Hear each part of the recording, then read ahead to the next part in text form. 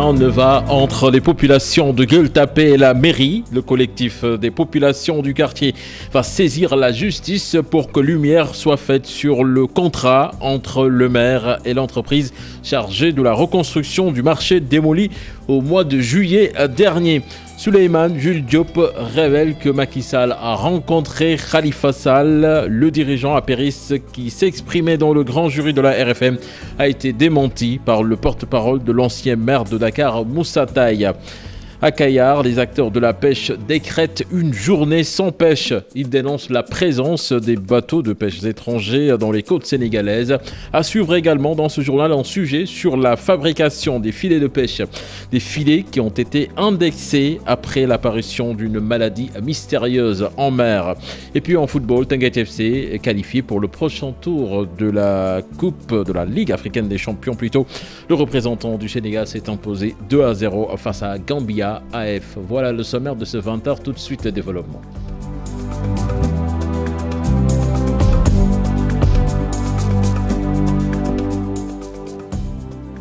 Bonsoir et bienvenue à toutes et à tous. Le collectif des populations de Gueule-Tapée va saisir la justice. La raison, c'est un contrat qu'ils estiment douteux entre le maire et l'entreprise chargée de la reconstruction du marché démoli en juillet 2020. Au-delà de ce contrat, les populations dénoncent également l'insécurité et l'insalubrité entraînées par l'érection d'un marché provisoire. Le collectif faisait face à la presse ce matin, compte rendu signé d'Issa Prera et Mbissa Ndoye.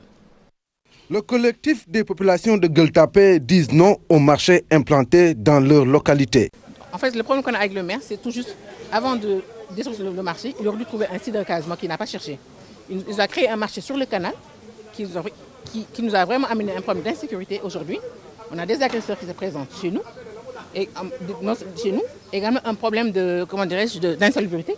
Parce que les gens, ils n'ont pas où aller, ils n'ont pas où aller pour aller aux toilettes, ils n'ont pas. Au-delà de ces nuisances, le collectif estime que dans le contrat attribué à l'entreprise exploitante résident des irrégularités. Pour ceci et beaucoup d'autres raisons, le collectif va saisir la justice. À la suite d'une longue procédure, le maire de la commune de Gueule-Tapée a signé un contrat de partenariat avec une entreprise appelée Kereli Building pour l'édification d'un centre commercial en lieu et place du marché de Gueule-Tapée.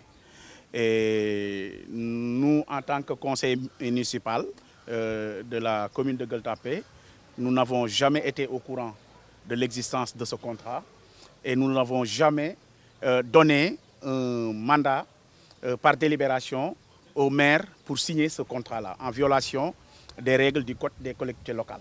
Nous allons saisir les corps de contrôle de l'État parce que nous soupçonnons des infractions derrière la signature de ce contrat-là. Des infractions comme les délits d'initiés, comme la corruption, comme la concussion, etc., etc. Pour rappel, le marché Gueule-Tapée avait été démoli en juillet dernier pour être totalement reconstruit. Il s'étend sur une superficie de 5000 m². Macky Sall et Khalifa Sall se sont rencontrés. C'est une révélation de Souleymane Jules Diop, invité du grand jury de ce dimanche. Je vous propose de l'écouter au micro de Boubacar Fall. Ousmane Sonko, Khalifa Sall ou qui d'autre Par exemple. Khalifa Sall. Oui. Il rencontre le président de la République. Oui, ils se sont rencontrés. Oui. Enfin, il est allé le trouver, oui. Ils se sont parlé, ils ont échangé. Je ne crois pas que je n'ai pas le droit de déflorer ou d'évoquer ici des contenus de discussion qui elles-mêmes n'ont jamais été évoqués jusqu'ici de toutes les façons. Mais oui, Khalifa a été échangé, discuté avec le président Macky Sall, oui. Taxawu Sénégal dément Souleymane Jules Diop. Selon Moussa Taye, porte-parole de Khalifa Sall, il n'y a eu aucune rencontre entre Khalifa Sall et Macky Sall. Il soutient que ces déclarations sont mensongères et ne reposent sur aucun fondement. L'UMS réagit après l'audience du Conseil de discipline du Conseil supérieur de la magistrature. Le comité attire l'attention sur la nécessité de préserver l'unité et l'esprit de solidarité au sein des acteurs de la justice. Il souligne l'exigence de garder le cap dans la défense et l'illustration des principes qui garantissent l'indépendance de la justice et également la fin de la discrimination sur l'âge de la retraite. Je vous l'ai annoncé dans les titres de cette édition, à Kayar, des centaines de pêcheurs étaient dans la rue pour dénoncer la présence des bateaux de pêche étrangers dans nos côtes et la raréfaction des ressources halieutiques. Pour ces acteurs de la pêche, c'est l'une des causes de l'immigration clandestine. Face à ce phénomène qui a pris des proportions inquiétantes, ces acteurs de la pêche de Kayar ont décrété une journée sans pêche. Cher Anta Diop, c'est la tire.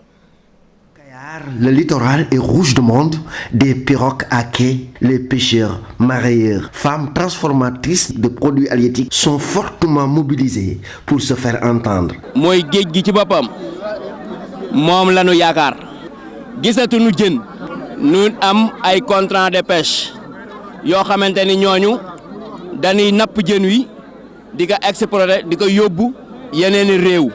Il n'y a plus de poissons et nous dénonçons le pléthore de bateaux de pêche étrangers dans nos côtes et demandons à l'État aussi de rompre ses contrats de pêche. Et le mémorandum est là. bind ko ci mémorandum jébbal ko kilifa yi. Ces acteurs de la pêche ont aussi décrié le phénomène de l'immigration clandestine qui a pris des proportions inquiétantes et les causes, selon eux, sont surtout liées à la raréfaction des ressources halieutiques. Machine serna, gaali serna, jeun amatul fenn. Dem Espagne ñun du dara si ñun Kayar lañ dëkk. On constate actuellement qu'il y a une baisse drastique des captures de poissons. Les machines sont chères, les pirogues, le carburant. C'est ce qui a motivé beaucoup de jeunes à prendre le chemin de l'immigration clandestine. Et nous voulons rester pour servir Kayar et notre nation. Pour le porte-parole des pêcheurs de Kayar, actuellement la tendance baissière est telle que le quai de débarquement est devenu presque désert et le taux de débarquement est passé de 50 000 tonnes en 2012 à 29 000 tonnes. La fabrication des filets de pêche, objet de notre reportage du jour, ils sont confectionnés par de grands professionnels du secteur, un secteur, rappelons-le, impacté par les accords sur les licences de pêche et une maladie mystérieuse ayant touché des pêcheurs à Thiaroye-sur-Mer et d'autres localités. Reportage au quai de pêche de Ouakam, signé Aminata Mbaresso et Pape Sangone Baye. Dans la pièce aménagée pour le matériel de pêche, les filets ne passent pas inaperçus. Bada, le propriétaire des lieux, présente les types de filets dont il dispose pour aller à la pêche.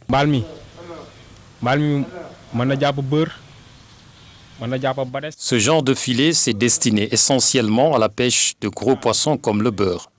Dans notre jargon, nous l'appelons 2000 mailles 80. 2000 mailles 80. 2000 mailles 80 le tout de quoi. Ces filets, pour la plupart, proviennent de l'étranger. Ils sont vendus à nos pêcheurs, certains à 15 000 francs. Nous achetons ces filets dans des boutiques qui se trouvent en ville. Ils proviennent de l'extérieur et souvent, les prix peuvent aller jusqu'à 15 000 francs. C'est selon. Une fois acheté, Bada peut procéder à certaines réparations, cette fois-ci avec du matériel made in Sénégal.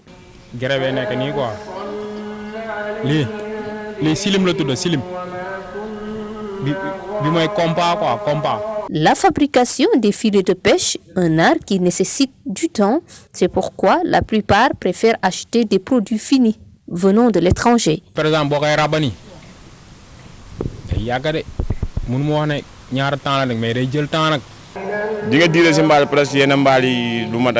la fabrication des filets de pêche demande du temps. Certains peuvent vous prendre une journée entière. Cela dépend. Pour ce faire, il nous faut un tas de matériel. Bada et son ami Salif continuent à aller en mer, cela malgré l'apparition d'une maladie mystérieuse sur des pêcheurs. Pour eux, cette infection dermatologique ne peut pas provenir des filets de pêche.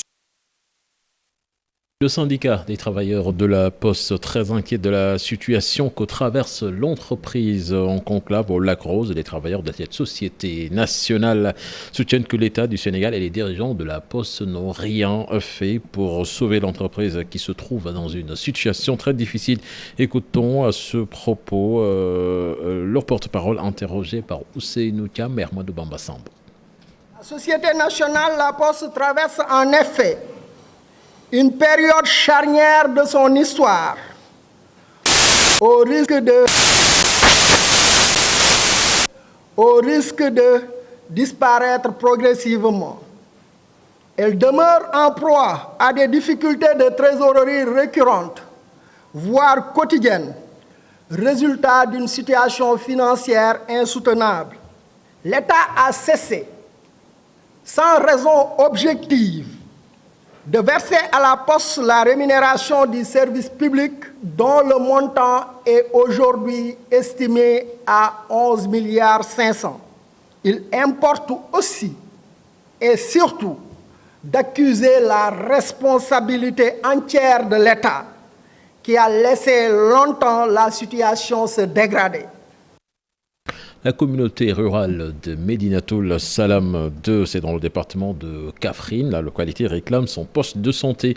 Les habitants de cette communauté rurale située au centre du pays font face à d'énormes difficultés liées à l'accessibilité de la zone et une route toujours pas bitumée, suffisant donc pour solliciter le soutien des autorités pour l'amélioration des conditions de vie des populations. Nous écoutons Mamadou Dian, le secrétaire municipal, interrogé par Oumar Ndiaye et Boubacar Falbob. Ici à Médinatoul Salam 2, nous souhaitons que l'État puisse nous aider à beaucoup améliorer le village, surtout en matière de santé, en matière d'électricité, voire même en matière de route.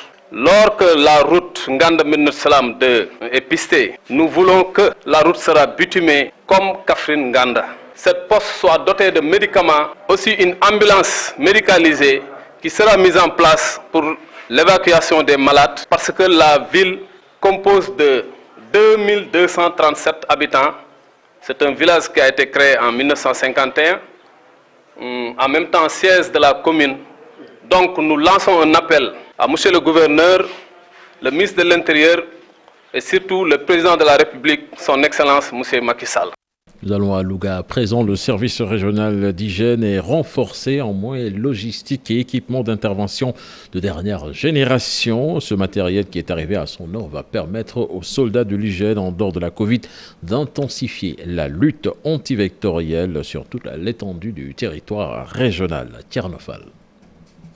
Cet important lot de matériel composé de moyens logistiques et d'équipements d'intervention de dernière génération vient satisfaire une vieille doléance de la brigade régionale d'hygiène de Louga. Je disais aux agents qu'on a un matériel et maintenant la balle est dans votre camp. On a aussi reçu 8 éléments qui sont là, qui nous a été affectés. Alors j'ai tenu aussi à l'entretien aussi des appareils, n'est-ce pas ? Pour que ces appareils puissent quand même durer. Il faut vider, il faut laver, il faut graisser. Mais aussi quand même, il ne faut pas utiliser ces véhicules à d'autres fins. Le gouverneur de la région de Louga qui a réceptionné le matériel a hautement magnifié ce geste du gouvernement, mais il a également engagé le chef de la brigade et ses hommes à travailler pour atteindre les objectifs attendus. Et ce sont des moyens qui vont nous garantir le résultat. Et le résultat, c'est quoi? Plus de quartiers propres, plus de quartiers où la police sanitaire est appliquée, parce qu'il ne faut pas oublier que la propriété aussi, vraiment, est influée maintenant sur la santé. Plus il y a de propriété, moins il y a de marge. M. Ahmad a également saisi l'occasion pour interpeller la population sur la situation actuelle de la Covid-19. Il a demandé aux Lougatois de renforcer les gestes barrières pour se protéger du virus qui continue de circuler. C'est vrai que nous avons assisté quand même à un moment donné, vraiment à un tassement ou bien à un recul quand même de la propagation. Mais malheureusement aussi, il y a une tendance qui est en train de naître. Donc il nous faut encore renforcer les gestes barrières et aussi travailler dans un contexte de pandémie. Comme le Covid ne peut pas s'arrêter, le travail ne peut pas s'arrêter, la religion ne peut pas s'arrêter. Donc vivons quand même avec le virus, vraiment en prenant aussi les gestes barrières. Au total, la brigade de Louga a reçu comme dotation 3 véhicules pick-up, un camion, 5 motos et un important lot d'équipements composé de thermonébulisateurs, de pulvérisateurs, d'atomiseurs et de kits d'analyse de potabilité de l'eau. 750 personnes vulnérables de la région de Fatick vont bénéficier d'une formation professionnelle et technique. Il s'agit donc de renforcement de capacités destiné aux migrants de retour de personnes vivant avec un handicap, entre autres. Le Fonds de financement de formation professionnelle veut ainsi lutter contre les exclusions sociales. Un programme en faveur des couches vulnérables qui a été lancé à Niakhar, c'est dans la région de Fatick. Aminata Gouyabi. Le Fonds de financement de la formation professionnelle et technique met en œuvre ce programme pour mettre fin à certaines inégalités sociales. La directrice du 3FPT liste les cibles. Alors, les principales cibles de ce programme sont des orphelins, des déficients mentaux, des personnes vivant avec un handicap, des personnes en détention dans les maisons d'arrêt et de correction, des jeunes vivant dans les zones frontalières, des migrants de retour, pour ne citer que cette cible. Ce programme contribue ainsi au développement de l'accès à la formation professionnelle, mais aussi à la lutte contre toute forme d'exclusion. Dans sa première phase, ce programme permettra la formation de 750 personnes. Le choix de la région de Fatick pour lancer officiellement ce programme n'est pas un hasard. La position géographique de la région de Fatick constitue aujourd'hui des obstacles justement à cette lutte contre l'immigration clandestine. La seconde préoccupation, c'est l'exode rural, surtout celle de nos jeunes filles, surtout dans le département de Fatick, où on enregistre aujourd'hui beaucoup de départs de jeunes filles et femmes pour la région de Dakar. C'est pourquoi aujourd'hui je suis très enthousiaste. La formation professionnelle est importante. Plusieurs partenaires, dont le programme de modernisation des axes et territoires frontaliers, accompagnent le Fonds de financement de la formation professionnelle dans ce programme. Il s'agit de mutualiser les moyens dans une perspective de recherche, de synergie et de complémentarité. Une convention de partenariat a été signée le 18 mai 2018 entre le 3FPT et le PUMA, dont le but est de doter sur une période de 5 ans une formation qualifiante à plus de 20 000 jeunes et femmes. Abissei a aussi plaidé pour une facile insertion des bénéficiaires de ce programme de formation. Je voudrais lancer un appel à toutes les structures d'appui et de financement, parce que comme vous le savez tous, c'est un parcours de formation et d'insertion. On ne peut pas s'arrêter à la formation si derrière il n'y a pas l'insertion qui suit. Les autorités présentes à cette cérémonie de lancement du programme de formation en faveur des couches vulnérables ont toutes sensibilisé les jeunes contre l'immigration irrégulière. À Kolda, le comité départemental pour la protection des enfants et Save the Children en croisade contre la mendicité des enfants dans la rue. Kolda, rappelons-le, est connu pour être une zone de transit des enfants venant des pays voisins. C'est une correspondance signée Abdoulaye Diallo.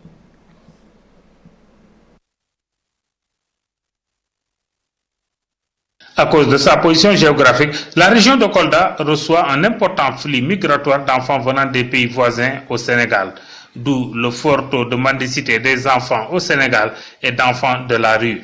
Pour éradiquer ce phénomène, Save the Children et le CDPE, Comité départemental pour la protection des enfants de Kolda, ont noué un partenariat pour mieux faire face à cette problématique. Signature pour un protocole d'accord qui va appuyer les services de protection pour les gens migrants ici à Kolda. Et on espère avec ce projet qu'on va adresser la problématique des gens migrants qui viennent ici à Kolda ville souvent ou dans les environs et qui viennent des pays voisins. Le département de Kolda est un département stratégique, un département carrefour. Nous sommes dans un contexte marqué par une recrudescence des migrations.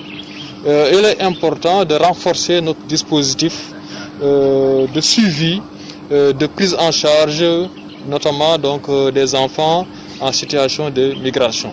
Et il s'agit non seulement des migrations transfrontalières, mais également des migrations intérieures. Nous avons été très heureux de recevoir l'accompagnement de Save the Children.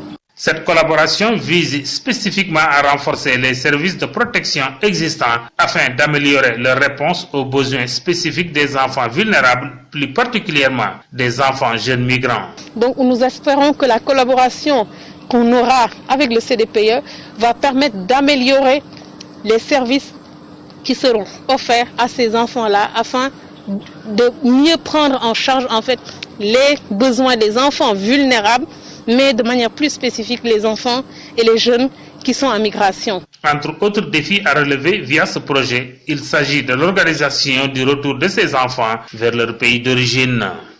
La situation Covid-19 du jour au Sénégal. Sur 925 tests réalisés, le Sénégal a enregistré 80 nouveaux cas de coronavirus. Les cas positifs sont répartis comme suit. 34 cas issus, 34 cas contacts plutôt, 46 issus de la transmission communautaire. 45 patients hospitalisés ont été contrôlés négatifs et déclarés guéris. 8 cas graves sont pris en charge dans les services de réanimation.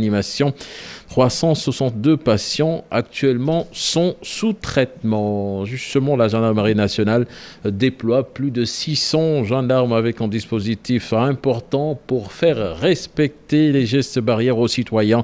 Là-dessus, nous écoutons le colonel Ibou Wati, commandant de la Légion Ouest, interrogé par Younous Diatta.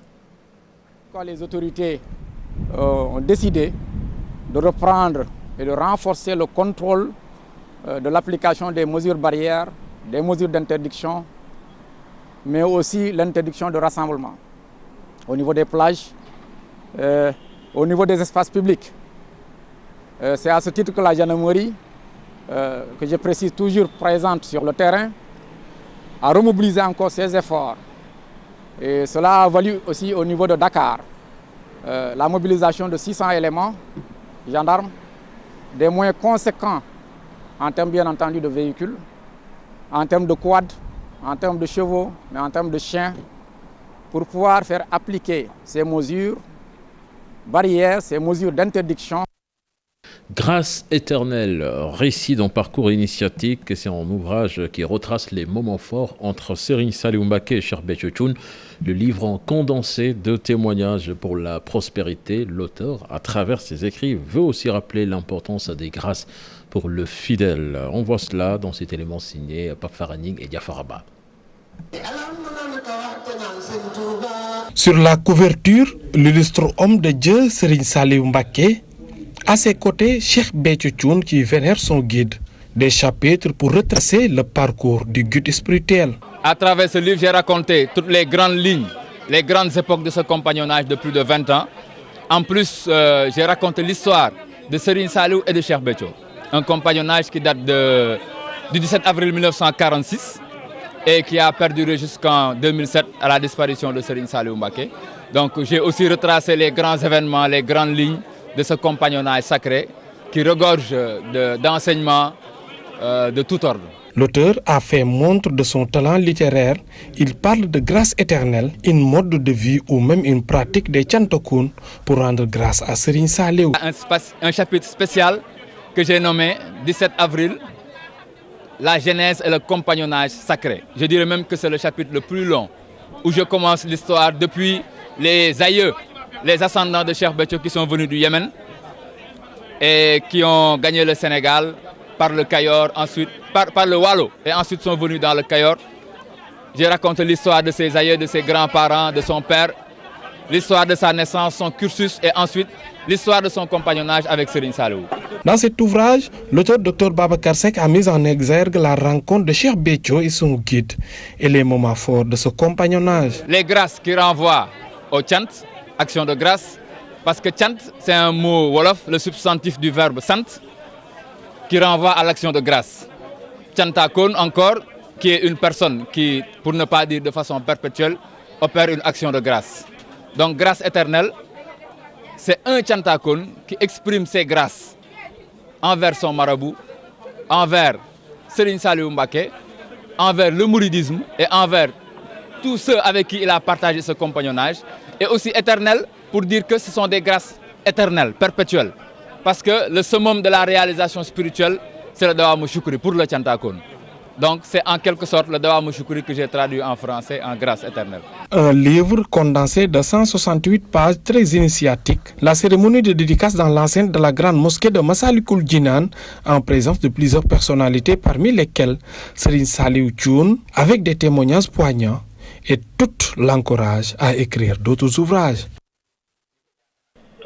Nous parlons musique à présent, évolution du hip-hop dans les régions. Le groupe de rap Made Foutique de Diofior veut se dresser en porte-drapeau.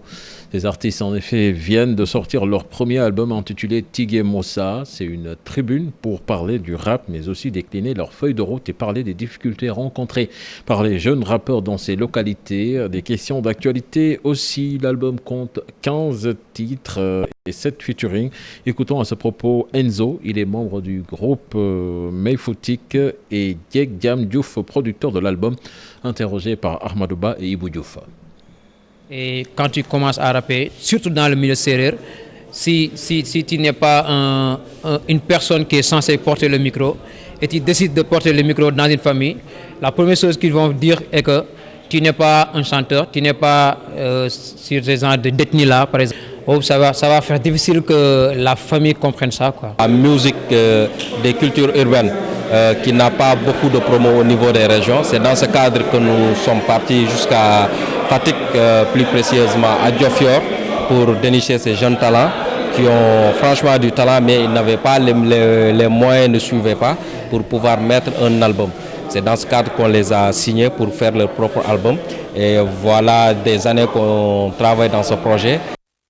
Au mode football, à présent, Teungueth FC qui se qualifie pour le prochain tour de la Ligue africaine des champions. C'était cet après-midi à Thiès. Le représentant du Sénégal s'est imposé 2-0 face à Gambia AF. Et le prochain adversaire de Teungueth FC, c'est les Marocains du Raja de Casablanca, en gros morceau en perspective. Et puis, Afrobasket U18 retenait la victoire du Sénégal cet après-midi face à la Guinée. Victoire très serrée, 55-53. Les Lionceaux U18 qui se ressaisissent après leur défaite hier face à l'Égypte, le pays hôte. Voilà, c'était tout pour ce 20h. Prochain rendez-vous pour l'information demain à 6h30 dans Info du matin. Excellente suite de programme en compagnie de la Télé Futur Média. Au revoir.